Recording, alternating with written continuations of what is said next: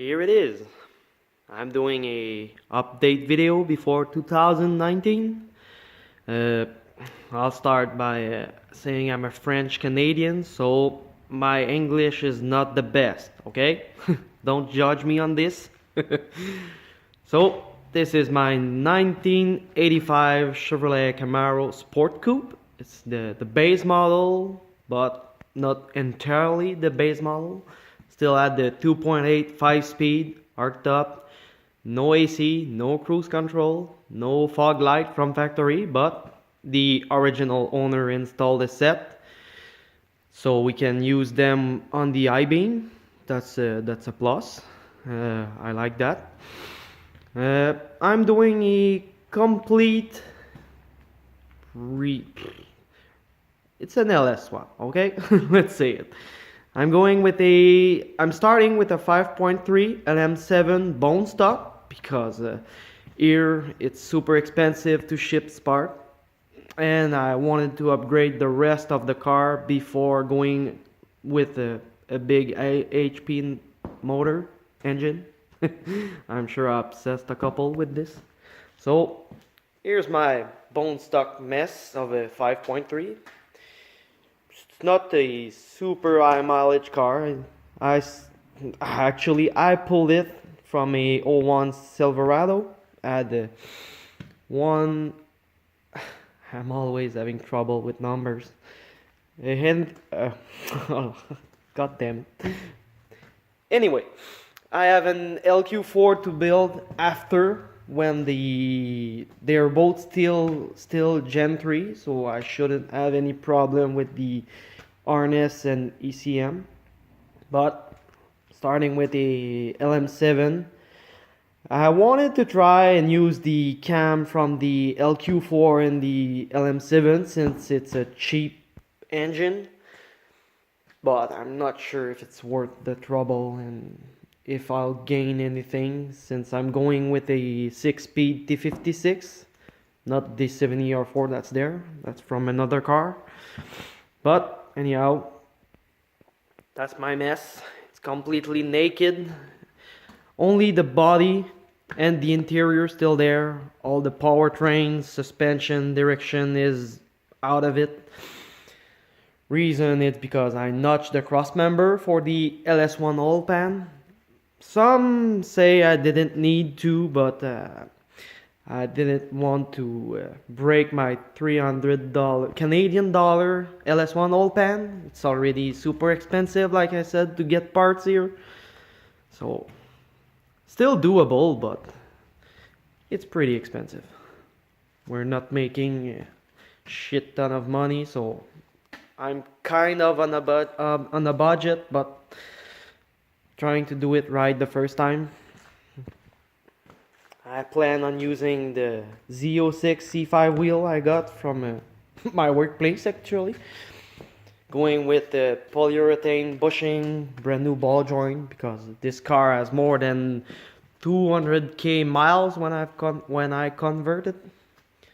But it's rust free. That's the thing you need when you want to build a proper car. I mean, I've owned a couple of rusted 3rd gen and it's no fun. I choose to go with an hard top because I'm tired of T-top and leaking. We do have some rain here and there, and I don't want to be bothered to park my car when it got a little bit of rain. So, as I said, the interior is still there. I just pulled the carpet for the rear chock and the center console because it's a 5-speed. But the dash pad is there. The dash is there. I plan on changing the factory cluster for a digital one or a Dakota one, I think, the brand. Not sure. Since I'm going with the T56, I don't really want to mess the T56 housing for a mechanical gauge and upgrade all the other gauge while at it. They're still reading fine for a 3rd gen. That's rare, but here's the interior. That's the aftermarket amp because I used to have a 90s stereo in it from the original owner. I'm the second owner, by the way, so it's really fun. I have almost every build of this car since brand new. There's not that many, surprisingly, for the miles. And here's the mess. It's a pain. I'm kind of fed up of trying to clean this, so I'll do everything that we see, and the rest we'll have to wait when I do a proper restoration. And here's the only part that's rusted on my car. No, it's an easy fix, but since I'm not changing the color of this car right now, it will wait. I want to repaint the underneath.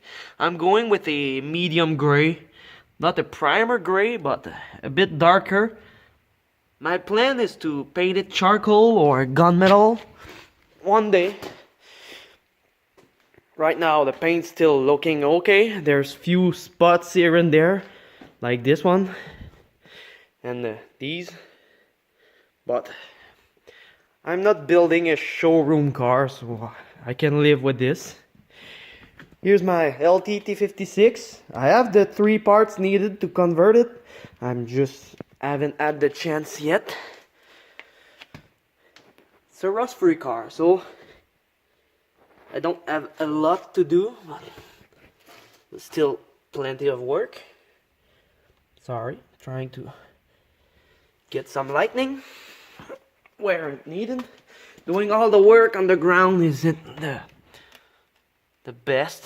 Like I said, should do this with a proper barbecue. Don't know how they call it in English.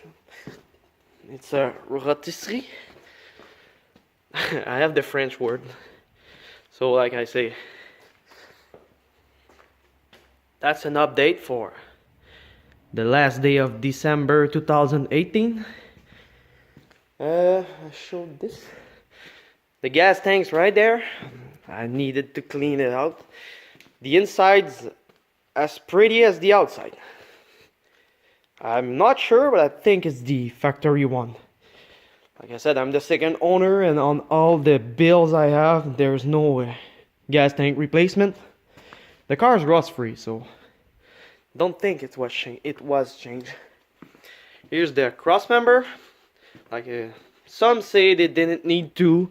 I'm using the Spawn LS1 factory mount that uses the Spawn on the cross member. The LS1 oil pan wasn't touching the cross member, but it was so close that I didn't feel like to break it. Like I said, it's super expensive to get parts here. Even though I got the cheapest on Rock Auto, still not that cheap for a year. With the duty, transport, and taxes, we have the most taxes place in Canada, so it's no fun. Because if I had more money, I'd start with the LQ4, but since it was in parts when I got it, I didn't feel like throwing back it to use it stock. So I got a running LM7. I have a factory aluminum drive shaft. Here's the Spawn mount. And I did spend on the Hooker T56 mount to clear the Racing Innovation long tube. So pretty much it. Not all my parts are in here, but I still need to finish the cleaning and painting and prepping. Also remove these coolant pass from the 2.8. They will interfere with the long tube headers. And I'm doing the Astro shaft mod and bearing. I haven't got the bearing, but I do have the Astro shaft ready and painted. That's pretty much it. I mean, still lots of work to do for one man. I hope the powertrain will be in before the summer. I don't think it will run and drive, but I at least hope the powertrain will be in. So here's my update on the Camaro. I haven't posted in a while, and it's my first time commenting, so don't be too bad on me, okay? I'm trying. So no editing, I'm way too poor for this. I threw all my money in this, and I just got an Impala that I broke pretty much after buying it, so it kind of sucks, but that's why I have a 7ER4 here for sale. Oh, the cat's meowing. I have the LT1 T56 donor here for my SS that's hidden in the tempo. And before I leave, here's my dad's 1975 Nova SS. He's doing a big body restoration, and I think he wants to do some upgrade. Maybe he wants an EFI, but I'm not sure you have the budget for it, so I think we'll start by the body. It's a true SS, factory bucket, factory 4-speed Muncie, I think. I can't tell which one, but it's an all factory car except the paint. I think he painted it 3 times yet. It's going to be this 4th time, but now he's doing the entire thing. And it's my mom who bought it in 1987. So it's been the family mascot since forever. So I'll leave you with that. Sorry if the lighting's bad. I'm really poorly equipped to film. I'm just using my cell phone, so it's not the best. But it's what I can do. It's what I can share with you. And I hope you like. See ya.